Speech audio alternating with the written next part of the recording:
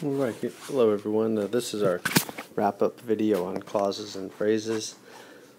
I think, to be honest, I just want to review participial phrases and how they're punctuated in your sentence if you place them in the middle and why they're punctuated that way. It'll be a good transition to M and N dashes, which is what we're going to kind of transition to here coming up.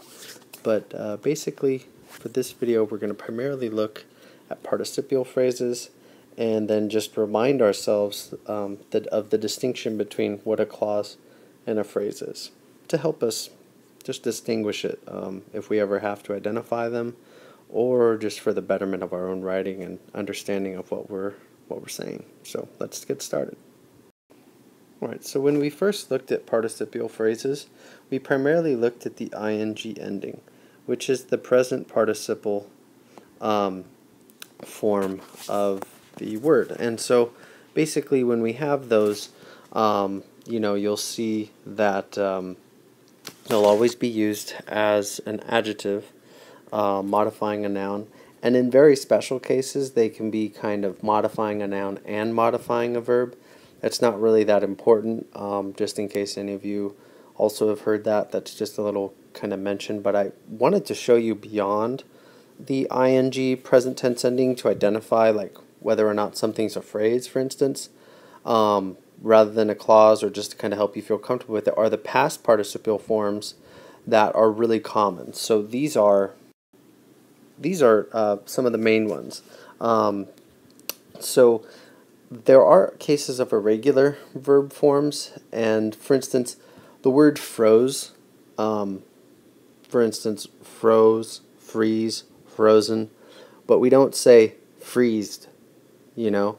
The other forms of those would be something like, I used this one up until pretty recently, mainly because I grew up hearing it. Like my mother would often say it, and I'm not blaming her, but it's just like, I'm glad I can understand where it even got in my head, but it was the word squoze instead of squeezed. You know, some people will make mistakes regarding irregular or regular past tense, and so for these ones, basically what we can see is these would be past participial forms, so past participle, and then in a phrase, these can look really normal, like they don't have an ing, but they do have the past participle instead of the present participle.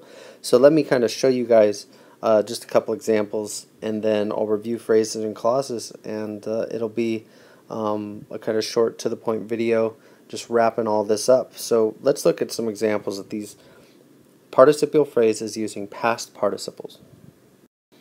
Alright, so here's a sentence. Prospective residents interested in purchasing a home should call me. So the first thing that we should look at is what seems to be the subject of our sentence. And the first thing we can say is, well, residents or prospective residents. And so let's just underline that. And what do these residents seem to do?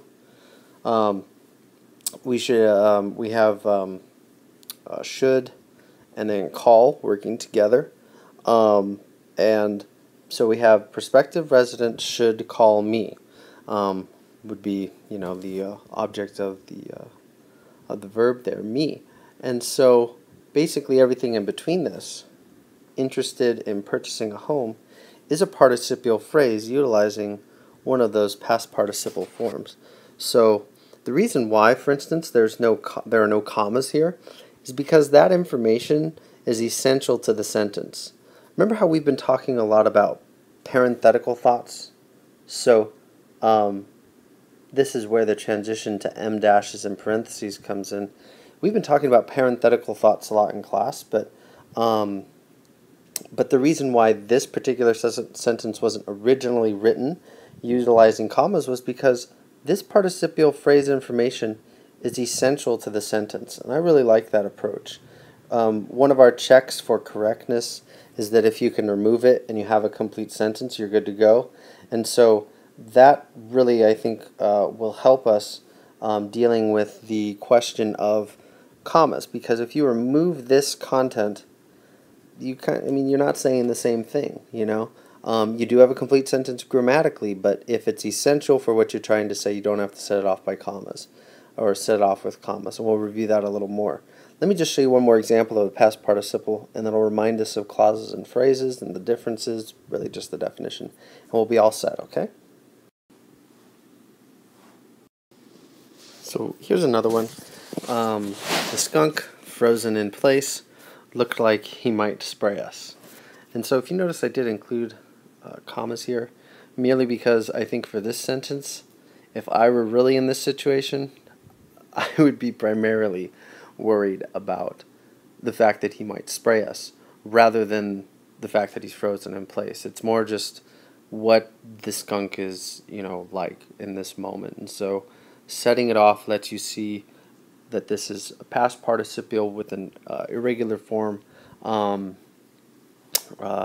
participial phrase, and it's modifying basically what the skunk is doing. Although I think it's interesting that I'd mentioned the dual use. I think that, for instance, it could be how he looked, you know what I mean?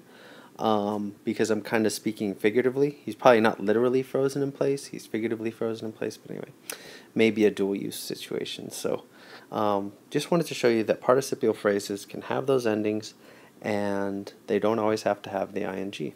So to review, one thing about phrases and clauses is that a phrase, again, the key word is or, all right? And for a clause, the key word is and. So this clause has a subject and verb, and the phrase has a subject or a verb. You'll get used to this. You'll get used to this. The significance really is just if you're ever asked about which one is which. You can help yourself use some of our background knowledge of the different types of phrases, the different types of clauses, and be able to distinguish between the two. And ultimately, we'll be able to move them around in our sentences. So thank you for watching, guys. We'll look at some examples of participial phrases in class, practice movement, practice semicolon incorporation, and see how we do. Thanks.